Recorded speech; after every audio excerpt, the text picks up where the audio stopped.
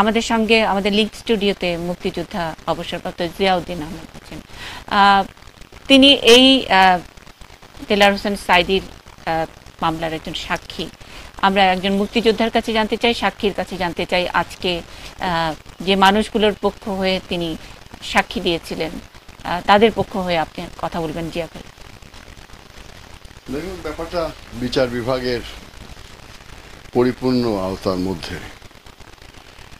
বিচারে যে রায় হয়েছে তার বিরুদ্ধে কিংবা তার পক্ষে কথা বলার তেমন কিছুই থাকে না।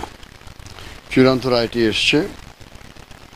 দেলোয়ার হোসেন সাঈদী আমাদের এলাকারই লোক। আমরা যে অঞ্চলে মুক্তিযুদ্ধ করেছি, পিরোজপুর থেকে শুরু করে সুন্দরবন পর্যন্ত, দেলোয়ার হোসেন সাঈদী ছিলেন পাড়ের হাটে তার বাড়ি, ইন্দুরকানি পাড়ের হাটে বাড়ি। সেখানে সে মুক্তিযুদ্ধের সময় মুক্তিযুদ্ধ বিপক্ষ শক্তির সাথে ছিল। তার ভূমিকা বিতর্কিত অবশ্যই, কিন্তু দুর্ভাগ্যজনক হচ্ছে যে 1972 সালে আমরা যখন দেলোয়ার হোসেন সাঈদীর মতো যারা রাজাকার ছিলেন এবং মানে মুক্তিযুদ্ধের বিরোধিতা করেছিল, তাদের মধ্যে দেলোয়ার হোসেন সাঈদীকে আমরা খুব একটা গুরুত্বপূর্ণ জায়গায় দেখিনি। আজকে আমাদের অঞ্চলের যিনি পার্লামেন্টের মেম্বার, এমপি, তার আত্মীয় হচ্ছে দেলোয়ার হোসেন সাঈদী এবং তাদের বাড়ি খুব কাছাকাছি। আমি মুক্তিযুদ্ধের কমান্ডার হওয়া সত্ত্বেও এবং আজকে যিনি এমপি তিনিও একজন আমার অধীনে কমান্ডার ছিলেন, তিনি কিন্তু একটি অভিযোগও আমার কাছে নিয়ে আসেননি। আমরা কিন্তু মুক্তিযুদ্ধের পরেই বড় বড় অপরাধগুলোর একজনকেও ক্ষমা করিনি, কিন্তু আমরা মুক্তিযোদ্ধা কমান্ডার যারা ওখানে ছিলেন, বিশেষ করে আজকে যিনি এমপি, তার কাছ থেকে কিন্তু সাঈদীর বিরুদ্ধে কোনো অভিযোগ আমরা পাইনি। কিন্তু মুক্তিযোদ্ধা কমান্ডার হিসাবে তার উচিত ছিল আমাকে সেটা অবহিত করা, কিন্তু তিনি করেননি। কেন করেননি আমরা জানি না। মানে আপনি কি মনে করেন আজকের যে রায় হলো তাতে কি আপনার মনে হয়েছে যে দেলোয়ার হোসেন সাঈদী যে অপরাধ করেছে সেটার যে হাইকোর্টের যে ট্রাইব্যুনালের যে রায়, সেটা থেকে এখন আপিল বিভাগে সে যেভাবে তাকে সাজা কমিয়ে দিল, সেটাই তার প্রাপ্য ছিল? না, এটা তো আমার মনে করার ব্যাপার না, এটা হচ্ছে বিচার বিভাগের ব্যাপার। আমরা যেটা মনে করি যে 72 সাল থেকে তার বিরুদ্ধে ওই অঞ্চলের মুক্তিযোদ্ধা কমান্ডার কিংবা অন্য যারা ছিলেন তারা কেউ বড় কোনো অভিযোগ নিয়ে আমার কাছে আসেননি।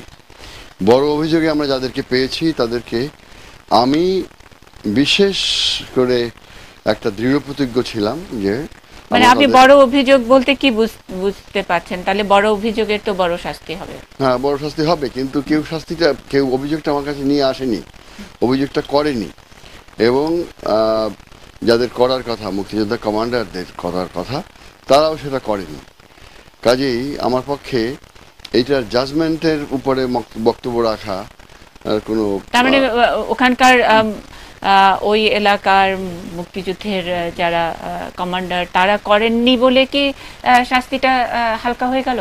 না, তারা করেননি। হ্যাঁ, সেটা কিছুটা হয়েছে, কারণ মুক্তিযুদ্ধের তাহলে সেটা দুর্বলতাটা কি? কমান্ডার মানে দুর্বলতাটা আসলে কার? জি, কমান্ডারদের দুই একজন ট্রাইব্যুনালের সামনে যে সাক্ষী দিয়েছেন, আমরা যদি প্রসিকিউশনের কাছে তার নথিপত্র নেই, দেখা যাবে যে তারা খুব সুকৌশলে দেলোয়ার হোসেন সাঈদীর বিরুদ্ধের অভিযোগগুলো এড়িয়ে গেছে। অথচ আমার সাক্ষীটা হয়েছে লিখিত। প্রসিকিউশনের যিনি চিফ ছিলেন তিনি আমাকে বলছেন যে কাঠগড়ায় দাঁড়াতে হবে না, আপনি লিখিত সাক্ষী দিলে লিখিত সাক্ষীটাই আপনার ট্রাইব্যুনাল গ্রহণ করবে। মানে আপনি কি মনে করেন আপনার লিখিত সাক্ষীটা অনেক যথেষ্টই শক্ত ছিল এবং সেটার পরিপ্রেক্ষিতে যে ট্রাইব্যুনাল? আমি খুব স্পষ্ট সত্য কথাগুলো বলেছি। দেলোয়ার হোসেন সাঈদী রাজাকার হিসেবে তার নাম লিখিয়েছে। ওখানে একটা অদ্ভুত প্রক্রিয়া ছিল, সেটার নাম ছিল পাঁচ তহবিল। লুণ্ঠিত মালামাল এই পাঁচ তহবিলে জমা হতো এবং যারা ওখানে মানে বিশিষ্ট রাজাকার ছিল, যেমন দানেশ মোল্লা, মোস্তামুদ্দিন, তারপরে আরও দু একজন, তাদের আমরা যেটা পেয়েছি যে তারা দেলোয়ার হোসেন সাঈদীর উপরই এই পাঁচ তহবিলের দায়িত্বটি দিয়েছিল। আচ্ছা, কিন্তু আমরা অন্য কোনো অভিযোগগুলো মুক্তিযোদ্ধারাও নিয়ে আসেনি কিংবা সাধারণ মানুষও নিয়ে আসেনি, যে কারণে আমরা তাকে সেভাবে অন্য অন্য রাজাকারদের যেভাবে আমরা হন্য হয়ে খুঁজে শাস্তি দিয়েছি সেভাবে তা আমরা খুঁজিও নি। তার মানে ট্রাইব্যুনালে যে সর্বোচ্চ শাস্তি হয়েছিল সেটাও তো তাহলে আপনার কথা মনে হচ্ছে যে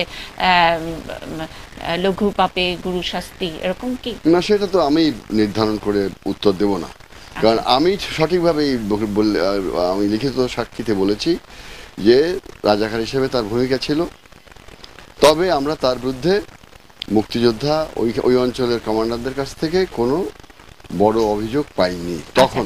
আমি